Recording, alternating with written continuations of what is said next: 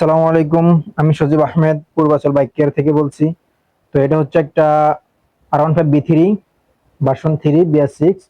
তো এটার 145 থেকে 50 স্পিডের মধ্যে আপনার গাড়িটা একটা ক্রাশ হয়েছে।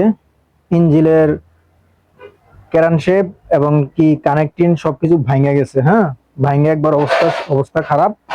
তো আপনারা দেখেন, এই যে কানেক্টিং, এই যে অবস্থাটা পুরো শেষ, পুরো কাপসি বানিয়ে দিছে।